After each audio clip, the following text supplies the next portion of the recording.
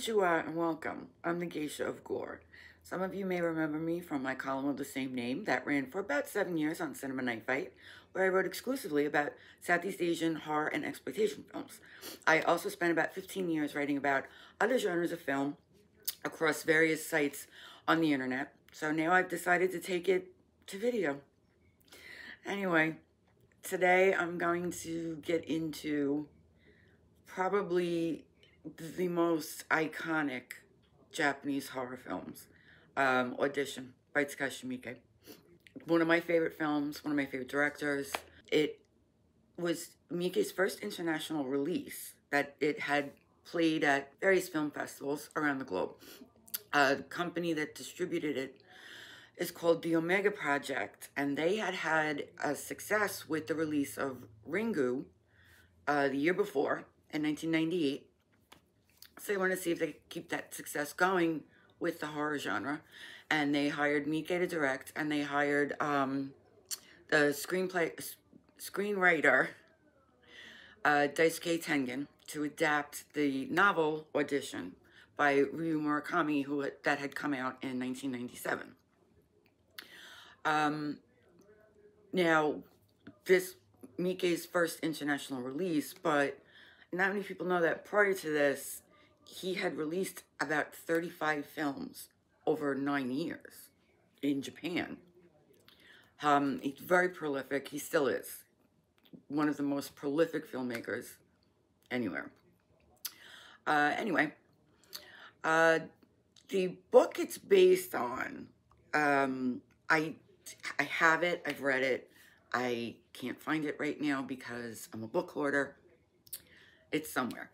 Anyway, Murakami, the way Murakami writes is, he's very straightforward, he's very blunt, and the book is actually very linear in telling the story.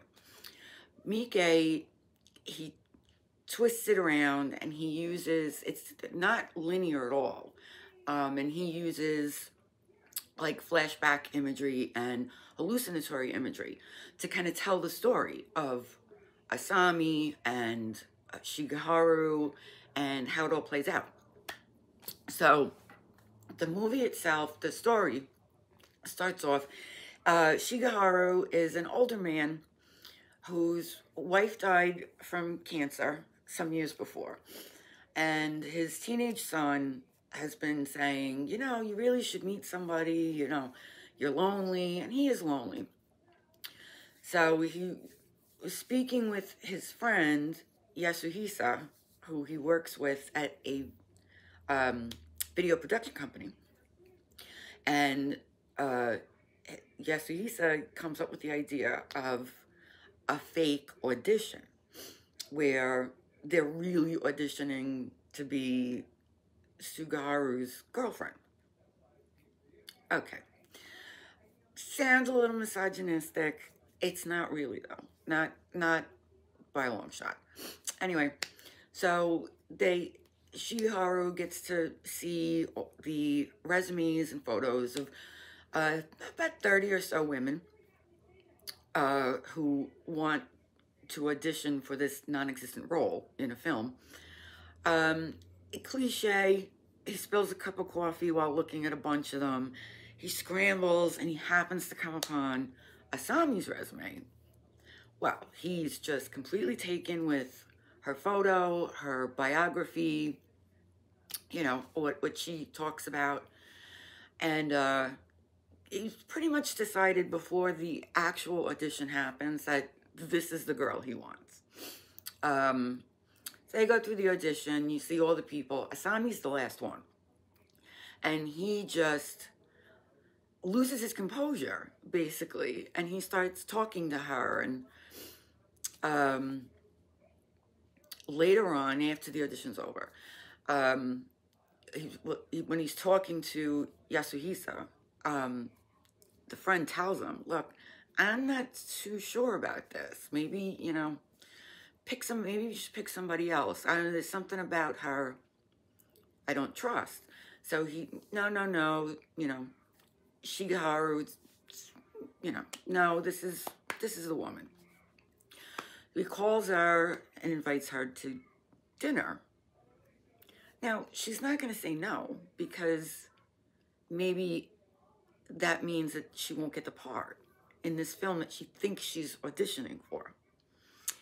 Shigeharu doesn't even realize that. Like, it's a lot of misunderstanding in the film. Men between women, and older and younger, even. Asami's about half Shigeharu's age. So they go out to dinner. Nice dinner. They talk, you know. She talks a little bit about herself, but she kind of keeps it close to the vest. She doesn't tell him a whole lot. He actually does a lot of the talking.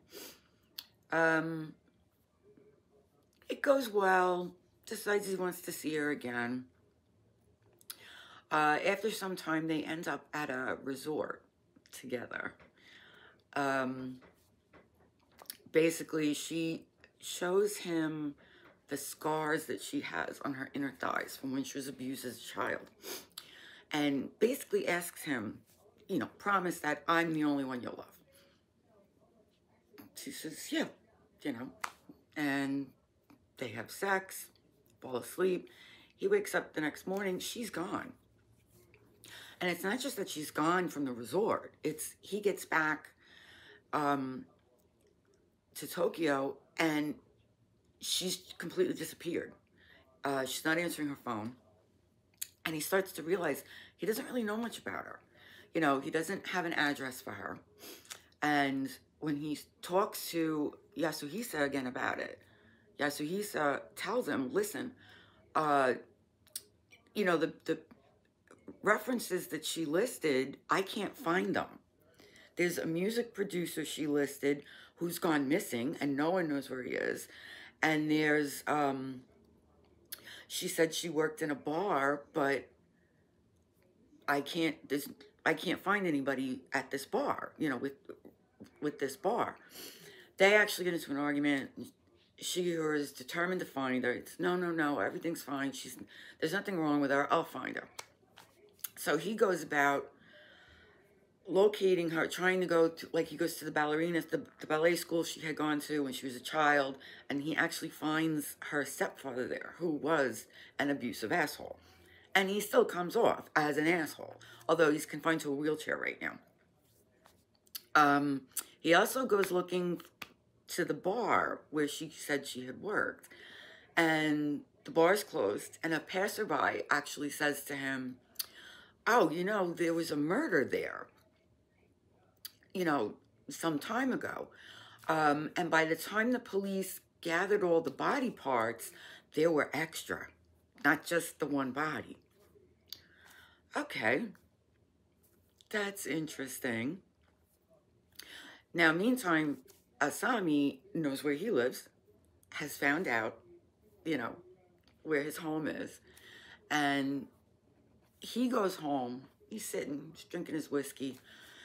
Asami's already been there. She's hiding. She spiked his whiskey, and he passes out. When he comes to, he's laying on this big piece of plastic. She's got like a butcher's apron on, and some hypodermic needles. And said, you know, you said I was the only one you were going to love, but she had seen the photos of his wife and his son, and so she proceeds to kind of torture him. It's not overly graphic. It's more the suggestion that she's injecting him with these hypodermic needles to, like, paralyze him at various points in his body. While she's doing that, the iconic kiri kiri kiri kiri kiri kiri translates to skin. So it's, you know, she's, you know, we're seeing she's a psycho.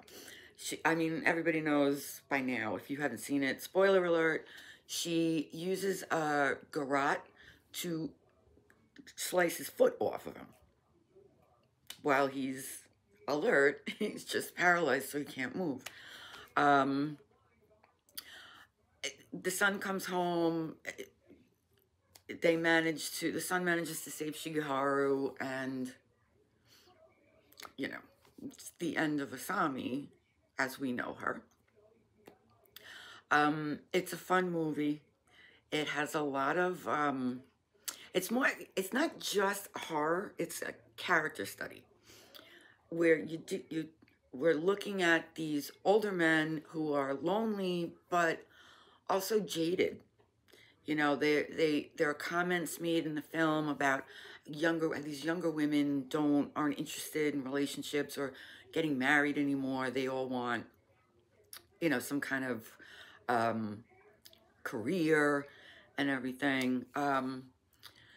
Some have said they feel the film was a bit misogynistic and that Asami is supposed to be this feminist who, I don't know, rights are wrong, but it's not the case. Asami's not a feminist, she's just a psycho.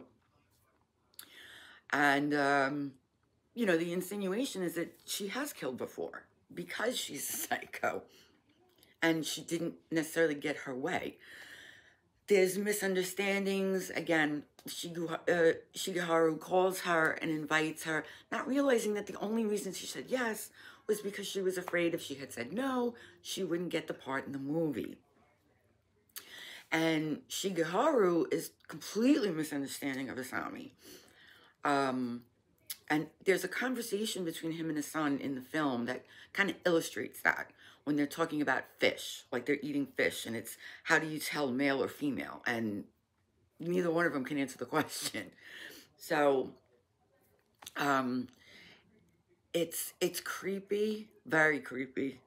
Another famous scene in her apartment, you know, everybody knows that one, when she's waiting for the phone call.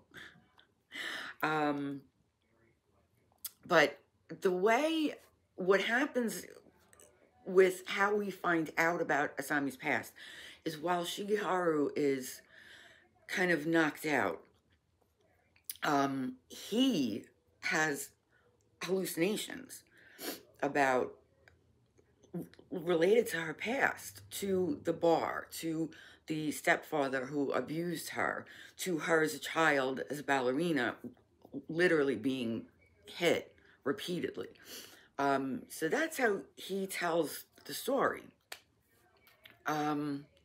It works great. You know, as I said, I read the book. The book is great. I saw the movie. It totally works. It didn't need to be linear the way Murakami wrote his story originally. Miike just takes it to a whole nother level. And Ei Hishina, who plays Asami, is fantastic. I actually got to meet her at the Japan Society when I was there for a screening of Tokyo Gore Police. So yeah, that was cool. She actually started out as a model before she got into acting.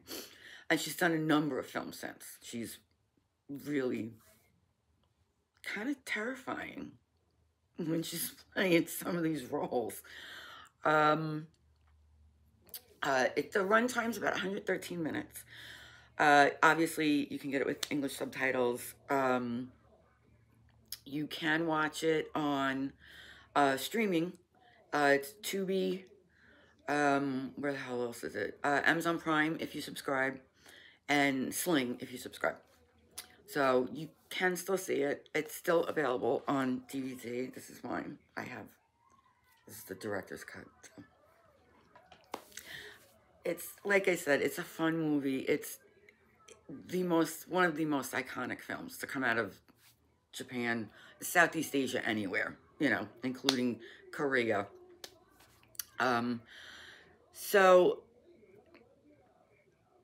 not much more I can say about it, except go see it if you haven't. And if you have, watch it again. Thanks a lot, and I'll see you soon.